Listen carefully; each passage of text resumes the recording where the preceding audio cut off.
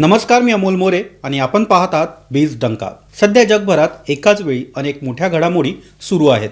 मध्य पूर्वेतील वाढता संघर्ष, कच्च्या तेलाच्या किमतीमधील चढ उतार, जागतिक बाजारातील अस्थिरता आणि त्याचा परिणाम भारतीय रुपया, सोने चांदी आणि शेअर बाजारावर होताना दिसत आहे। आजच्या विशेष बुलेटिनमध्ये आपण 4 महत्त्वाच्या विषयावर सविस्तर चर्चा करणार आहोत। चला तर मग सुरुवात करूया पहिल्या बातमीपासून। सोन्याच्या भविष्यातील किमतीबाबतचा मोठा अंदाज। जगभरातील आर्थिक राजकीय अस्थिरतेच्या पार्श्वभूमीवर सोनं पुन्हा एकदा गुंतवणूकदारांसाठी सुरक्षित पर्याय ठरत आहे। इतिहास पाहिला तर प्रत्येक वेळी जेव्हा जगात तणाव वाढतो, युद्धाची शक्यता निर्माण होते किंवा आर्थिक संकटाची भीती निर्माण होते, तेव्हा गुंतवणूकदार सोन्याकडे वळतात। अशा परिस्थितीत भारतीय वंशाचे अब्जाधीश आणि जागतिक ज्वेलरी व्यवसायातील मोठे नाव असलेले जॉया लुकास यांनी सोन्याच्या किमतीबाबत एक महत्त्वाचा अंदाज व्यक्त केला आहे। त्यांच्या मते येत्या काही वर्षात सोन्याच्या किमती अजून वाढण्याची शक्यता आहे। जॉय लुकास हे जगातील सर्वात मोठ्या ज्वेलरी चेनपैकी एक असलेल्या जॉय लुकासचे संस्थापक आहेत। त्यांच्या कंपनीचे भारत, UAE, अमेरिका आणि अनेक देशांमध्ये जवळपास 200 स्टोअर्स आहेत। या सर्व स्टोअर्समध्ये मिळून सुमारे 16,000 किलोग्राम सोनं स्टॉक स्वरूपात आहे।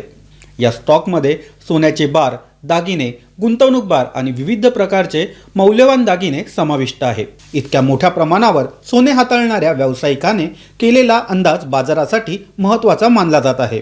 गेल्या एका वर्षात सोन्याच्या किमतीमध्ये मोठी वाढ झाली आहे। आंतरराष्ट्रीय बाजारात सोन्याची किंमत 75% अधिक वाढून प्रति औंस $5,000 पेक्षा जास्त झाली आहे। जानेवारी महिन्यात सोन्याने विक्रमी पातळी गाठली होती। या वाढीमागे अनेक कारणे होते। जागतिक तणाव, महागाईची भीती, आर्थिक अनिश्चितता आणि केंद्रीय बँकांकडून होणारी मोठ्या प्रमाणातील खरेदी। जॉय लुकास यांच्या मते जगात जेव्हा राजकीय किंवा लष्करी तणाव वाढतो, तेव्हा गुंतवणूकदार सुरक्षित मालमत्तेकडे वळतात आणि त्या सुरक्षित मालमत्तांमध्ये सोने हा सर्वात लोकप्रिय पर्याय आहे। सध्या मध्य पूर्वेतील संघर्षामुळे जागतिक बाजारात अस्थिरता वाढली आहे। विशेषतः अमेरिका आणि इराण यांच्यातील तणाव, इस्रायलचा सहभाग आणि त्यातून निर्माण झालेली अनिश्चितता याचा परिणाम बाजारावर होत आहे। यामुळे अनेक गुंतवणूकदार पुन्हा सोन्याकडे वळताना दिसत आहे। तथापि एकच घटना सोन्याच्या किमती कायमस्वरूपी वाढवते असे नाही। दीर्घकालीन वाढीसाठी काही मोठे आर्थिक घटक महत्त्वाचे ठरतात। उदाहरणार्थ अमेरिकेतील व्याजदर, डॉलरची स्थिती, जागतिक महागाई आणि गुंतवणूकदारांचा विश्वास हे सर्व घटक सोन्याच्या किमतीच्या दिशेला आकार देतात। तरीही पुढील 2 ते 3 वर्षात सोन्याच्या किमतीत मोठी घसरण होण्याची शक्यता कमी असल्याचे जॉय लुकास यांचे मत आहे। सोन्याच्या किमती वाढल्यामुळे त्यांच्या कंपनीकडे असलेल्या स्टॉकचे मूल्य देखील वाढत आहे। मात्र याच वेळी व्यावसायिकांसाठी काही आव्हाने देखील निर्माण झाली आहे, कारण नवीन सोने खरेदी करताना अधिक किंमत मोजावी लागत आहे। यामुळे कंपनीचा वर्किंग कॅपिटल वाढतो, म्हणजेच व्यवसाय चालवण्यासाठी अधिक भांडवल लागते। ग्राहकांना खरेदीच्या सवयीमध्ये देखील बदल करावा लागतो। सोन्याच्या वाढत्या किमतीमुळे ग्राहक हलक्या दागिन्यांची मागणी करतात। तसेच 10 ग्राम आणि 50 ग्राम गुंतवणूक बारमध्ये देखील अधिक लोकप्रिय होत आहे। भारत हा जॉय लुकास समूहाचा सर्वात मोठा बाजार आहे।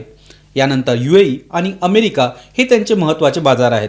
एकंदरीत पाहता जागतिक राजकीय तणाव आणि आर्थिक अनिश्चितता यामुळे सोन्याच्या किमतीमध्ये दीर्घकालीन कल वरच्या दिशेने राहू शकतो।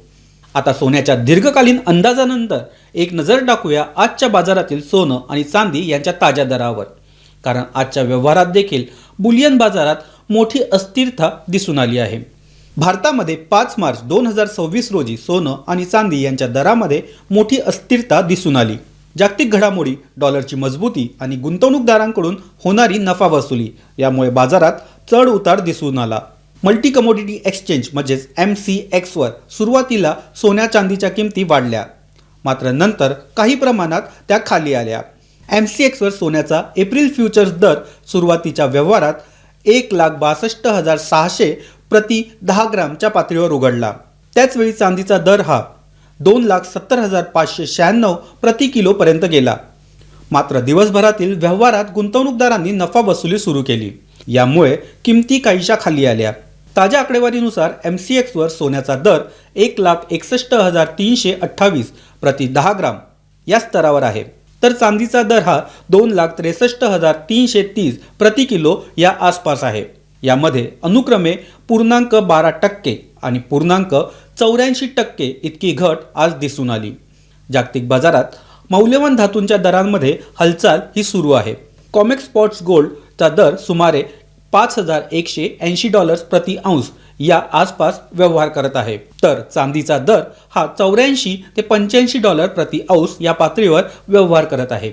या आंतरराष्ट्रीय किमतीचा थेट परिणाम भारतीय बाजारावर देखील होत असल्याचं तज्ज्ञ सांगत आहे. दरम्यान अमेरिका, इस्रायल आणि इराण यांच्यातील वाढता भूराजकीय तणाव गुंतवणूकदारांसाठी मोठा घटक ठरला आहे. या तणावामुळे अनेक गुंतवणूकदार सुरक्षित गुंतवणूक म्हणून सोने याकडे वळत आहे. यामुळे मागील काही दिवसात सोन्याच्या किमतीमध्ये मोठी तेजी ही दिसून आली. मात्र अलीकडील उच्च पातळी गाठल्यानंतर गुंतवणूकदारांनी नफा वसुली सुरू केली. यामुळे दरामध्ये थोडी माघार दिसत आहे. तज्ज्ञांच्या मते डॉलर मजबूत होत असल्यास सोन्याच्या किमतीवर दबाव येऊ शकतो. परंतु दुसरीकडे केंद्रीय बँकांची खरेदी आणि गोल्ड ETF मध्ये वाढणारी गुंतवणूक हे घटक सोन्याला आधार देऊ शकतात. एकूणच सध्या बुलियन बाजार अत्यंत अस्थिर टप्प्यातून जात आहे. आता सोनं आणि चांदी याच्या बाजारानंतर नजर टाकूया आणखी एका महत्त्वाच्या कमोडिटीवर, ती म्हणजे कच्चे तेल. कारण कच्च्या तेलाच्या किमतीचा परिणाम केवळ ऊर्जा क्षेत्रावरच होत नाही, तर महागाई, रुपया, शेअर बाजार आणि संपूर्ण अर्थव्यवस्थेवर देखील होतो. जागतिक बाजारात कच्च्या तेलाच्या किमतीमध्ये पुन्हा एकदा वाढ दिसून आली आहे. आशिया बाजारातील सुरुवातीच्या व्यवहारात तेलाचे दर 1% अधिक वाढले. मध्य पूर्वेत सुरू असलेल्या संघर्षामुळे तेलाच्या पुरवठ्यावर परिणाम होण्याची भीती वाढली आहे.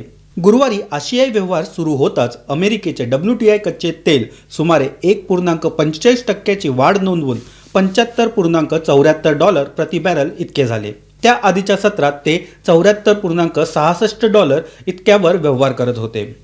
दुसरीकडे ब्रेंट क्रूड सुमारे $81.40 प्रति बॅरल या पातळीवर व्यवहार करत होते. मध्य पूर्वेतील वाढत्या तणावामुळे तेलाच्या पुरवठ्यावर परिणाम होऊ शकतो, हीच भीती बाजारात देखील व्यक्त केली जात आहे.